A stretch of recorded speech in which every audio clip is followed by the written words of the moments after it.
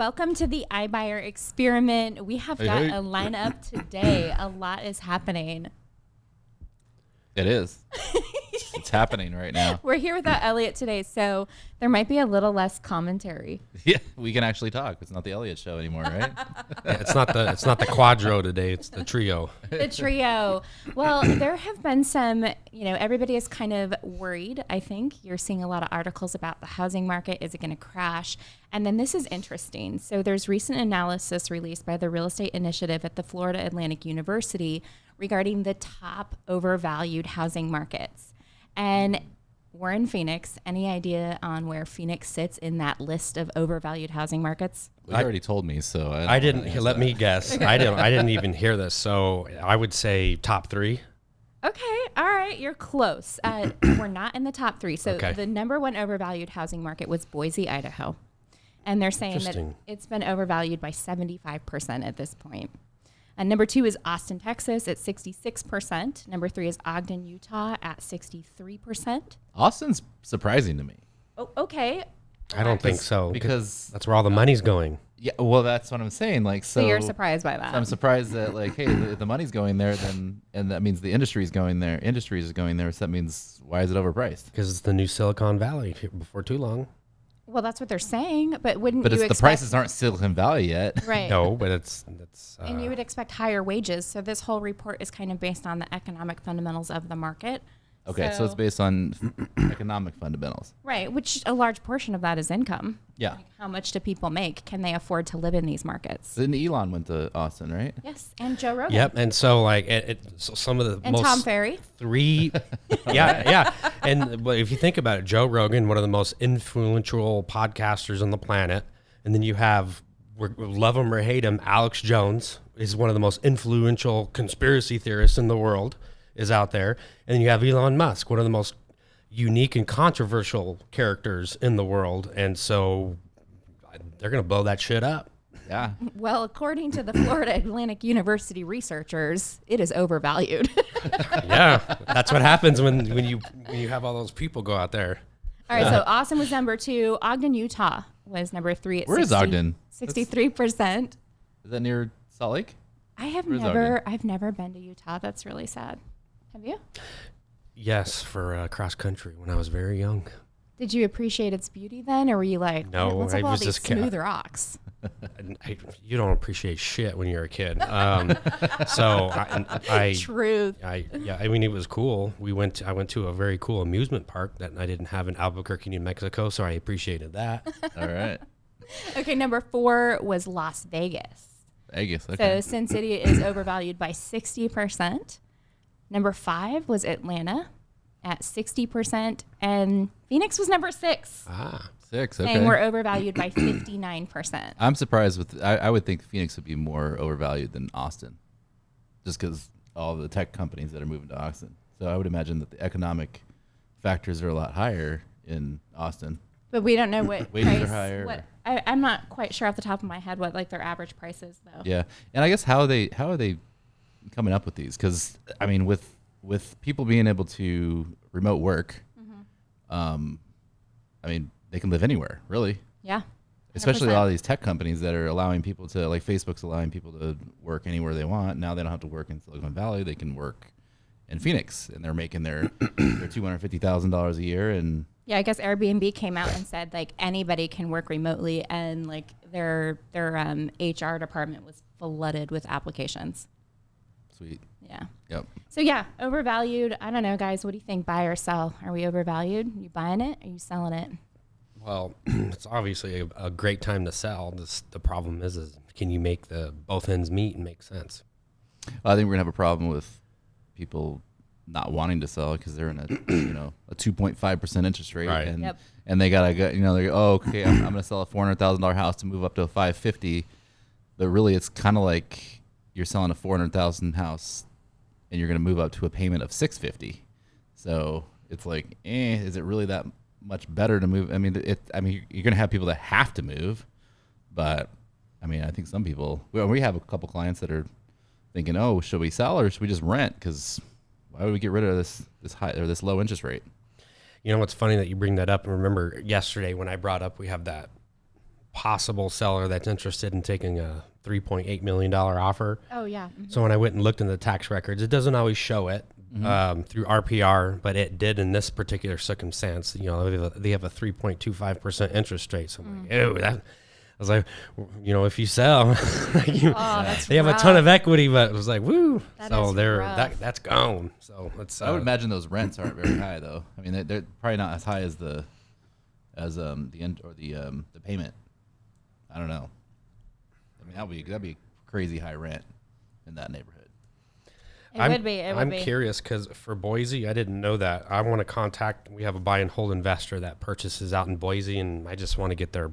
I want to figure out, is that a challenge for them? Like, are they even buying out there if it's that inflated, quote unquote, that much increase? I mean, so I'd just be curious to see if like one of their key markets that they're buying in, are they even acquiring properties there versus some of their other markets? That would be interesting to find out. Well, I know that the Phoenix housing market does have more inventory. I think we're about 80-something% increase year over year in inventory. So we do have more homes on the market. There are more coming soons on the market.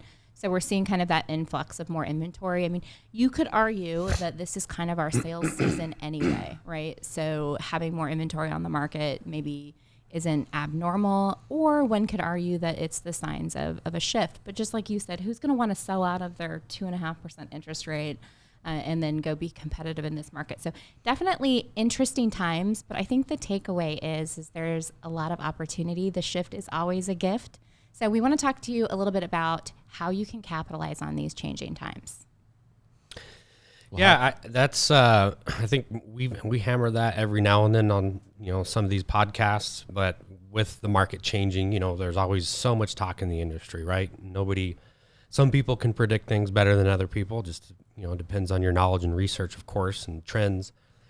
However, one thing that'll never change in our industry, especially from starting from at minimum at least the last 5 years, is leading with the cash offer. Regardless of you having that a part of your business model or not, there's just year over year over year, you just cannot ignore that anymore. It has to be a must. Love it or hate it, there's so much money being poured in our industry with all these unique value propositions, these alternative home selling solutions, and these cash offer companies. They have, for lack of a better term, brainwash the consumer. Hey, why don't you start with some of these other options before you go the traditional route? There's always going to be traditional listings, but make yourself stand out. You have to lead with a different value proposition and be like, I can list. Yeah, we know you can. So can the other possible 1 to 10 agents that the homeowner's talking with. So why are they going to list with you? Why? Because you have a better photo package, or you can get them a home warranty up front. Yeah, that's cool. No, they have a 3D tour. Oh, damn. Hot. Hey. Player. I love that 3D tour, all right? First brokerage in Arizona to implement it in our market was us. And all those to me, those aren't even unique anymore. If that's a standard, if you're not doing that, then yeah, you're probably getting your tail kicked. So that being said, lead with the value proposition. I don't care if it's with a company like Zoodealio, but yeah, do Zoodealio, because then your life is going to be a hell of a lot easier. I can guarantee you that with 100% certainty, because we live and breathe it every single day, every single week. But even if you don't use, a service and a company like Zoodealio, partner with Open Door, partner with OpenPad, partner with Knock, whoever out there, and lead with a different value proposition. You have to make yourself stand out. And you'll have better real estate conversations. I like to say you bid your pipeline, and the people who don't want to sell now, give them a reason to want to use you in the future and stay in communications with these people. And if you take that different approach, take that different mindset, if you're not already doing that, then I guarantee you within at least 60 days, 90 days, over and over and over, taking that unique approach, you'll see your business change and skyrocket, because we as a company are living, breathing proof. I'm living, breathing proof. Yeah, we're seeing it, right? We're seeing a lot of different people using this, and their business is blowing up, and they're having success, and they're like, wow, this is I'm not used to this. Now here we go. Yep. Yeah. It just gives people, I think it gives agents a way to connect with a wider variety of individuals too, because they're now able to prospect in all of these new and different ways that maybe they hadn't before. And so I think the value proposition just extends itself into many, many more funnels of leads that you can be working and really growing and adding to your database. So I think that's the thing that I look at. I look at that omni presence that real estate agents need to have in the marketplace. And I think in these changing times now more than ever, you really have to be putting yourself out there. You have to be willing to research the data. You have to be willing to, analyze the data on camera and share with people what is going on in the housing market, because times are changing. And when times are changing, they're looking to us as the experts for guidance. So you really need to be out there and giving people guidance at scale. I believe use video, use methods that scale. It just makes sense. And really position yourself as that leader in the market. And then you can have all of your unique value propositions to give people right alongside that knowledge and information, because you will get them in just by giving them value and goodwill. And then you'll be able to segue into that relationship by offering them the solutions that they're looking for. Since Elliot's not here, I'll do an Elliot quote. Okay, let's hear it. All right, so be proactive with the cash offer. Lead with the cash offer. Don't react to the cash offer, okay? Put the bullet in the chamber and pull the trigger. No, it's take some action. It's put the gas in the Ferrari and take it out of the garage. Oh, okay. Well, that's a good one too. Either one works. No, that's Elliot's. Well, we must really miss him. We miss you, Elliot. He likes to put the bullet in the chamber and pull the trigger too. Okay. His little sayings that he says all the time, for sure. But no, it's absolutely true though. You really have to be proactive. You can't just react to these value propositions, or you'll get railroaded. And I think that's kind of that's the play. The play is to railroad the real estate agent. And I look at kind of what's happening with this new lawsuit. Well, it's not a new lawsuit, but the new class action status of the lawsuit about our commission and how that could change, and how potentially we could be looking at, instead of 1.6 million realtors, we could be looking at, 700,000 realtors, 800,000 realtors in a year or 2 years. There could be a high washout rate if that goes through. So in that circumstance, the remaining individuals are going to be the individuals that are at the top of the game. Yeah. What happens when if not when, but if they just said, hey, it's illegal to pay an agent or buyer's agent. Right. What happens? Buyer's agent has to do their own stuff. What happens? That's definitely going to drop a lot of different agents. Well, not if you're partnered with Zoodealio. No, yeah. We don't charge commissions. We charge service fees. That's right.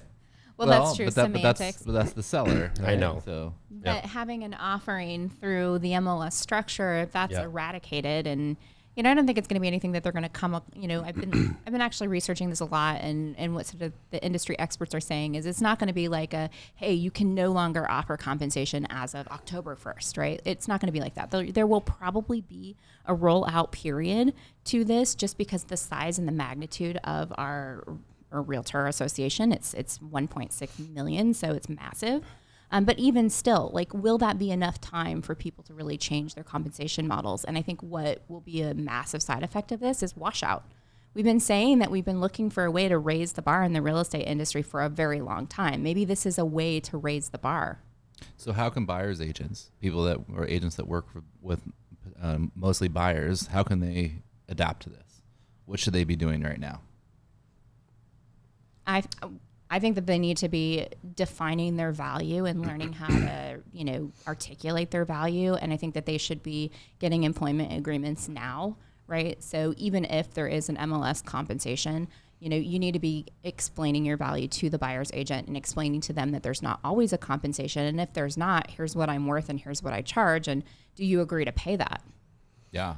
Well, and I think also is they should be working on being a selling agent, being a listing agent, that's right? True, yes. It's like having more conversations with people about selling their home rather than, hey, look at this house. I'm doing an open house over here. Come check it out. You're, more of like, hey, let me get you a cash offer on your house. Have you heard about the sell and stay? Did you know you can trade in your home now? That's what those sort of conversations. Yeah, for sure. But in regards to just the buyer's agent specifically, I think where we've gotten spoiled in our industry, and I'm guilty of it myself, is at the end of the day, I don't think that probably in general, the masses, of people in the real estate industry truly explain why it's important to have a buyer representative on your side as a buyer. I mean, why would anyone want to do that? What's your value proposition? Well, it's actually super important.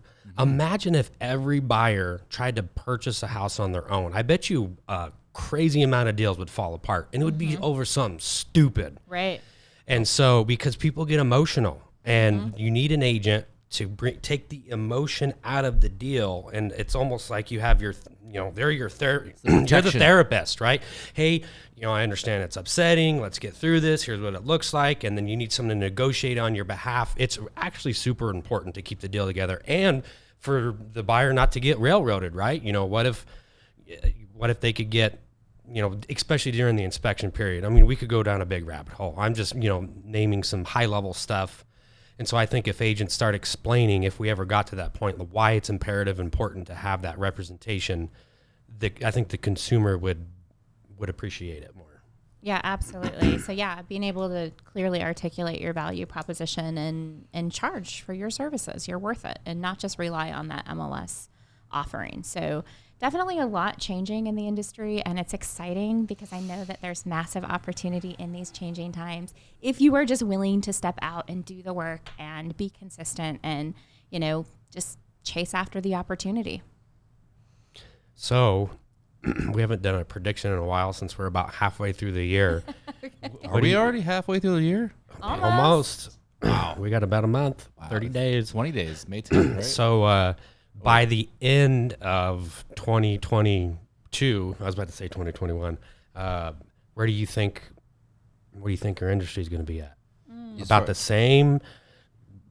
No. Are we going to go back down in inventory? We're going to keep going up? Are we going to see some type of drop in pricing? Interest rates are going to be high? Like, what do you guys think? Who wants to go first on this one? I don't want to show my cards. I'm guessing in the next, we'll see here, by September, we're going to be about 6.5% interest rate.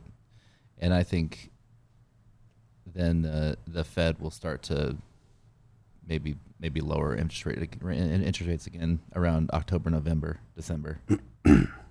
Okay, so I'm just going to echo that on rates. I kind of see the same thing happening. I think they're going to increase a little bit, but then I do think that we'll have a little bit of pullback. I think that the biggest thing is inventory, and I don't think we're going to have a massive amount of inventory on the market.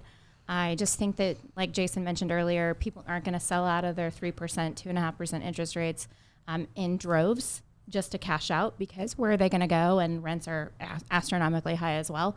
So I think that inventory will remain tight, which I guess the question mark is, what does that do to values? And I think we're going to see a little bit of a stabilization, not really, any spikes either direction. Cool. Yeah, I'm not even going to talk about the rates since you guys just did. But for me, I think we'll see an uptick because we've already seen it in inventory. Sellers are going to have a rude awakening that maybe they're not going to sell the first 3 days on the market or their first or second weekend. Yeah. And about after 30 days, they're going to go like, this crap sucks, and either take their house off the market or do some type of cash offer or alternative selling solution. And as we learn very quick as a society now, as a whole, word spreads faster than ever. So as soon as people go, what? It's going to potentially take 30 days to get an offer, I don't want to deal with that. I think the cash offer and that value proposition is going to skyrocket even more than what we're seeing right now. Agree. I agree. Well, thank you so much for listening, and we're just so thankful for you. We're thankful for our Zoodealio members, and check us out, Zoodealio.com. If you're not already a member of Zoodealio, you want to be, it's where it's at. We appreciate you guys.